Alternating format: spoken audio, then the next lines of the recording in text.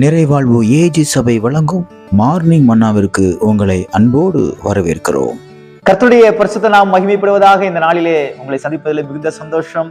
அன்பான தேவனுடைய பிள்ளைகளே, அநேக நல்ல காரியங்களை எதிர்பார்த்து கொண்டிருக்கீங்களா?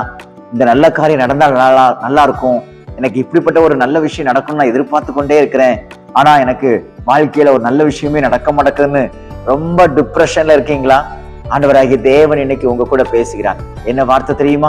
சங்கீதங்கள் புஸ்தகம் 45 அதிகாரம் 1வது வார்த்தையினுடைய முதல் பகுதி இப்படியாக சொல்லப்பட்டிருக்கிறது: என் இருதயம் நல்ல விசேஷத்தினால் பொங்குகிறது.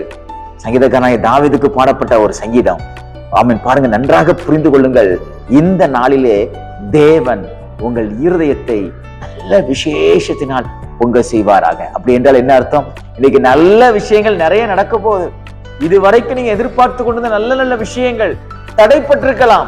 அநேக காரியங்கள் இதுவரையில நீங்க பார்க்காமல் இருந்திருக்கலாம், இதுவரையிலும் அது நடக்காம இருந்திருக்கலாம், எதிர்பார்த்த நேரத்தில் அது கிடைக்காம இருந்திருக்கலாம். ஆனால் இன்றைக்கு கர்த்தர் உங்களோட பேசுகிறார். உனக்கு நான் நல்ல விஷயங்களை செய்ய போறேன். உங்க பிள்ளையுடைய காரியங்கள்ல கர்த்தர் நல்ல விஷயங்களை செய்ய போறாரு. உங்க படிப்பின் விஷயத்துல தேவன் நல்ல விஷயங்களை செய்ய போறாரு.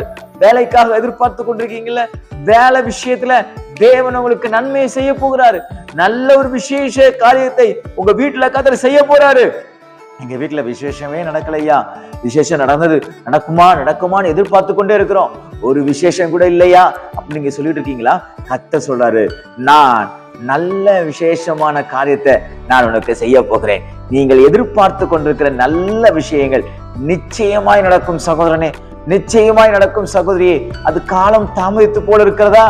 அது நடக்காமல் தடைப்பட்டு போயிருக்கிறதா? சில பேர் அந்த நல்ல விஷயத்தை தடுக்கிறதுக்காக புறங்கூறி சில காரியங்களை அவங்க தடை செய்யறாங்களா? பயப்படாதீங்க. கர்த்தர் உங்க இருதயத்தினால் உங்க இருதயத்துக்குள்ள நல்ல விஷயத்தை அவர் செய்ய போறாரு. உங்க குடும்பத்துல அவர் நல்ல விஷயங்களை செய்ய போறாரு. நிறைய பேர் நல்ல விஷயங்களை தடை செய்வாங்க. ஆனா அந்த நல்ல விஷயங்களை அவங்க எவ்வளவு தடை பண்ணாலும் கர்த்தர் ஒருவர் இருக்கிறாரு, அவர் நம்மோடு இருக்கிறாரு. அந்த தடைகள் எல்லாம் உடைத்து போட்டு தேவன் அற்புதங்களை செய்ய அவர் போதுமானவராக இருக்கிறார். அன்பான தேவனுடைய பிள்ளைகளே, அநேக தடைகளை தாவீதை ராஜாவை மாத்தக்கூடாதுன்னு அநேக தடைகளை ஏற்படுத்தினாங்க.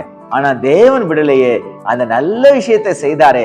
அதே போல தேவன் உங்களுக்கு அற்புதங்களை செய்வார். அவன் எஸ்தர் புஸ்தகத்திலே வாசிக்கிறோம், யூத ஜனங்களுக்கு விரோதமாக அநேக காரியங்களை அவங்க செஞ்சாங்க. ஆனா கர்த்தர் அதெல்லாம் மாற்றி போட்டு நல்ல விசேஷத்தினால் அவங்க இருதயத்தை நிரப்பினாரு. இதே போல கர்த்தரும் உங்களுக்கு இருக்கக்கூடிய எல்லா தடைகளையும் கர்த்தர் மாற்றி போட்டு நல்ல விசேஷமான காரியத்தை உங்க வாழ்க்கையில செய்வார். குழந்தை பிறக்கலையே, அப்படி ஒரு நல்ல விஷயம் நடக்குமா?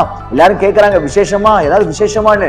கர்த்தர் சொல்றாரு, நான் அந்த விசேஷமான நாளை தூரமாக வைக்கவில்லை, சமீபமாக வைத்திருக்கிறேன் என்று கர்த்தர் சொல்லுகிறார். இந்த வார்த்தை விசுவாசியுங்கள். இந்த நாளில் அநேக நல்ல விசேஷத்தினாலே உங்கள் இருதயம் பொங்குவதாக. இந்த நாள் உங்களுக்கு ஒரு ஆசீர்வாதமான நாளா இருப்பதாக. God bless you.